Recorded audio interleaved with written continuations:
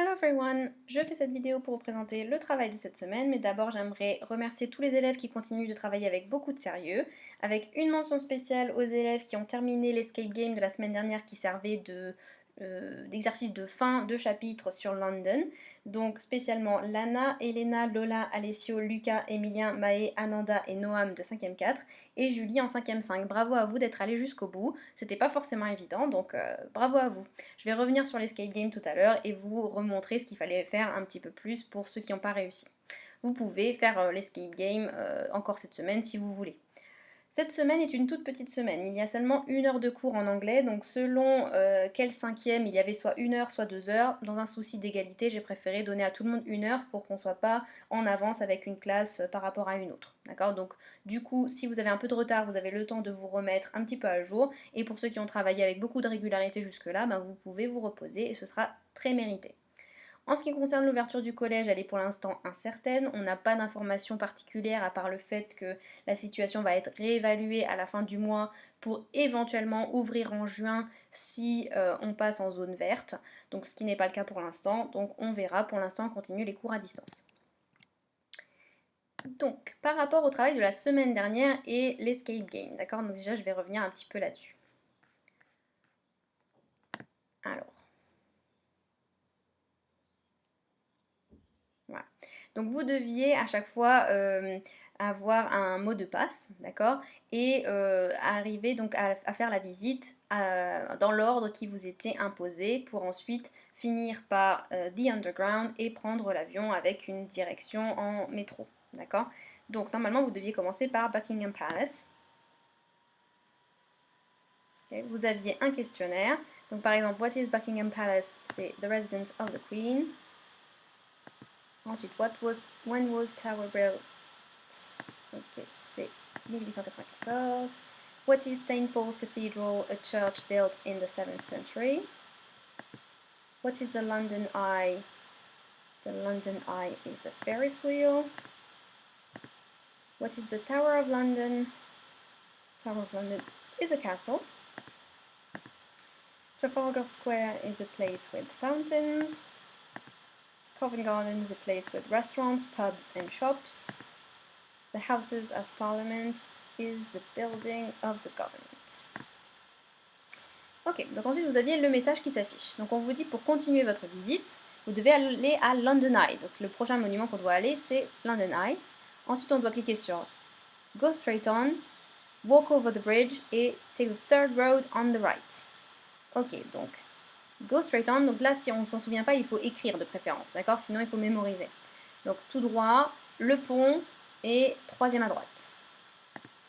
Donc on retourne à la page d'accueil, on clique sur London Eye, c'était tout droit, le pont et troisième à droite. Et ensuite on atterrissait du coup sur l'exercice qui nous permettait de continuer, d'accord? Et vous deviez faire ça jusqu'à arriver au dernier signé, donc qui était The Underground, ici. Et donc on vous demande le chemin pour aller à The Underground. Et ensuite vous devez faire le dernier exercice, d'accord? Donc vous pouvez essayer de recontinuer si vous voulez. Voilà. Et maintenant je vais vous présenter le travail de la semaine. Alors, comme d'habitude, vous devez commencer par le sondage. Je pense que j'ai pas besoin de vous remontrer. Quand la question est en anglais, vous répondez en anglais. Quand la question est en français, vous répondez en français. On commence ensuite le travail du mardi 19 mai par la liste 7 des verbes irréguliers, donc la dernière liste, en cliquant sur le bouton Learning Apps. Donc vous révisez d'abord votre liste en faisant les 3 exercices Learning Apps comme d'habitude. D'accord?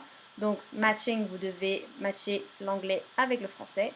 Donc là sur cette liste, on a Go, went, gone qui est aller. Speak, spoke, spoken qui est parler. Be, was, were, been qui est être. Pas oublier le were hein, qui est la forme plurielle de was. Take, took, taken, prendre. Know, knew, known qui est savoir, connaître. Là aussi, il ne faut pas oublier de mettre les 2 traductions. Write, wrote, written qui est écrire. Fly, flew, flown, voler dans le ciel. Là aussi, il ne faut pas oublier de mentionner que c'est voler dans le ciel et pas voler dans un magasin, d'accord?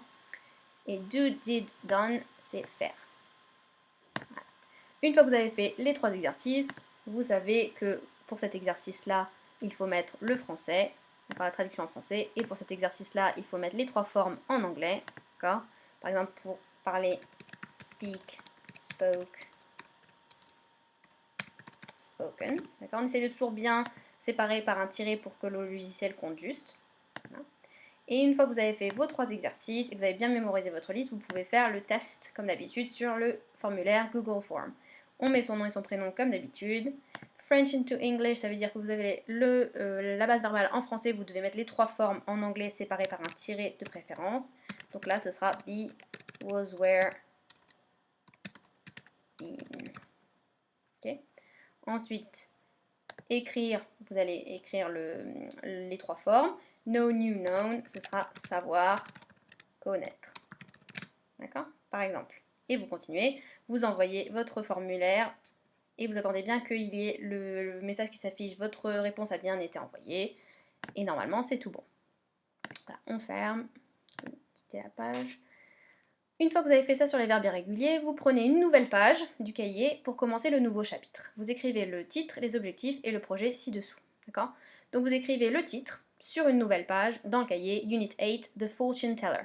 The Fortune Teller, ça veut dire la voyante. D'accord? Ici, c'est écrit. Chez la voyante, The Fortune Teller. Les objectifs, apprendre le vocabulaire des métiers, parler de ses projets futurs et poser des questions au futur et y répondre. D'accord? Donc on avait déjà vu un peu le futur quand on a vu les nouvelles résolutions pour la nouvelle année, mais on va revenir là-dessus pour parler dans un contexte de voyante, quelqu'un qui prédit le futur à quelqu'un. Le projet, ce sera donc d'écrire une conversation chez la voyante. Normalement, nous aurions fait de l'interaction, donc vous aurez travaillé à 2, mais vu qu'on est toujours en travail à distance, on va travailler sur le dialogue à l'écrit pour cette fois-ci. Ensuite, une fois que vous avez écrit le titre du chapitre avec les objectifs, vous devez réviser le vocabulaire des métiers en cliquant sur le bouton Learning Apps ci-dessous. Faire les exercices demandés. D'accord? Donc vous cliquez dans un premier temps sur Learning Apps et vous allez découvrir le vocabulaire des métiers. D'accord? Vous avez une première liste ici. Donc voilà la liste. Et du coup, il faut matcher la bonne image avec le bon métier. Donc a doctor, le docteur. A pilot, un pilote. An astronaut, un astronaute. Ici. Ici. A singer. Ici. An actor, an actress. Donc un acteur ou une actrice. Ici. A musician. A vet. A dentist. Ici. A fireman ou alors a firefighter.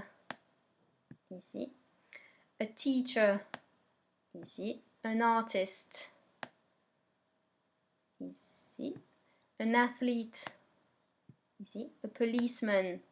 Ici. A scientist. Un scientifique. Ici. Une fois que vous avez fait matching, vous passez à l'exercice listening. Comme d'habitude, pour cet exercice, vous devez écouter et ensuite matcher à la bonne image.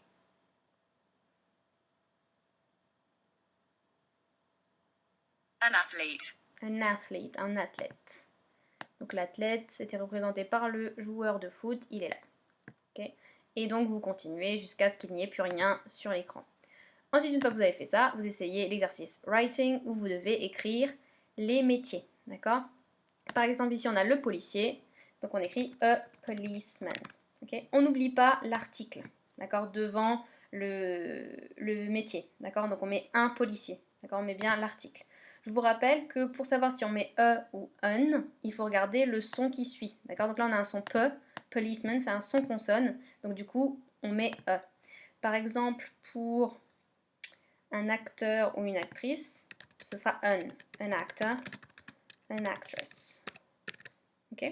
Parce que ici on a le son E qui est un son voyelle, d'accord? Le A c'est une voyelle, donc du coup on met un pour faire la liaison. Ok? Donc là il ne faut pas se tromper.